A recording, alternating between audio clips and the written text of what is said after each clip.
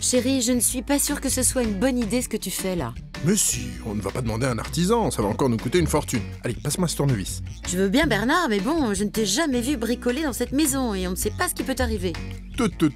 Regarde-moi faire. J'appelle qui en premier, l'électricien ou les pompiers? Faire des travaux, ça ne s'improvise pas. Certains peuvent présenter des risques et mettre en danger vous, votre famille, vos voisins ou encore de tierces personnes. C'est pourquoi on ne se lance pas à l'aveugle. Dès que les travaux concernent les installations électriques, le gaz, la pose d'un insert d'un chauffage au bois, mais aussi dès lors que les travaux concernent une toiture, le percement d'un mur, il faut faire appel à un professionnel compétent, qualifié et assuré.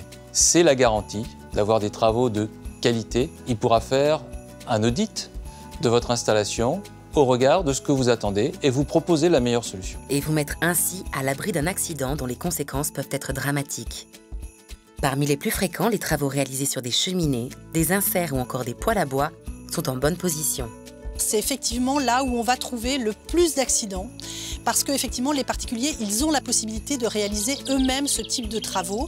Ils pensent que c'est assez facile et en revanche, c'est un vrai travail de spécialiste. C'est à peu près 4000 accidents par an qui sont dus à des interventions de particuliers sur leurs installations et qui vont dégénérer en incendies souvent très graves. Plusieurs facteurs en sont la cause. Il y en a essentiellement 3. La présence de matériaux inflammables à proximité des conduits. Par exemple, lorsque le conduit traverse les planchers en bois, lorsque le conduit traverse les charpents de bois. Une autre cause provient de ce qu'on appelle les pièges à calories, c'est-à-dire une accumulation de chaleur, notamment par exemple au niveau de la hotte de l'insert. Cette accumulation de chaleur peut de la même façon dégénérer ensuite en incendie si elle n'est pas correctement évacuée et traitée. Et enfin, il y a des problèmes d'étanchéité, notamment au niveau des conduits de raccordement et du conduit de cheminée, en attente au plafond.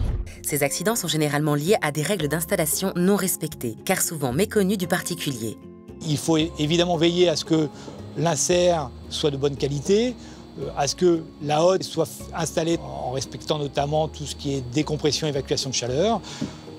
Il faut bien sûr que le conduit d'évacuation, le conduit de cheminée soit de bonne section et il faut respecter les distances de sécurité qui correspondent finalement à une distance minimale à proximité de laquelle ne doivent pas être présents des matériaux inflammables, sinon il y a risque d'incendie. Au rang des autres travaux dangereux, on trouve tout ce qui touche aux installations électriques.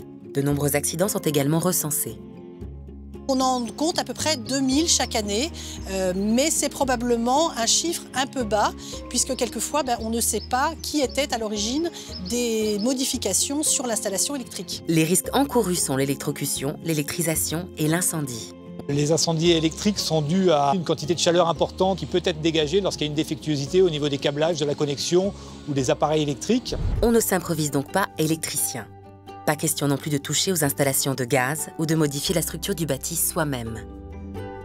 Et de manière générale, quel que soit le type de travaux à effectuer, on se tourne vers un professionnel, sans oublier quelques points de vigilance pour le choisir au mieux.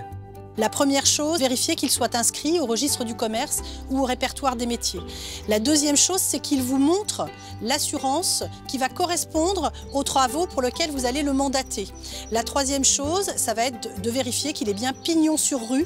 Et puis, dernière peut-être petite vérification, s'il a un label ou une certification professionnelle, c'est encore mieux. Avant de faire des travaux chez vous, il est important de faire un audit préalable. Pour ce faire, il est important de faire appel à un professionnel connu et assuré pour vos travaux. Enfin, ayez toujours en tête qu'un mauvais travail fait par soi-même peut avoir des conséquences graves.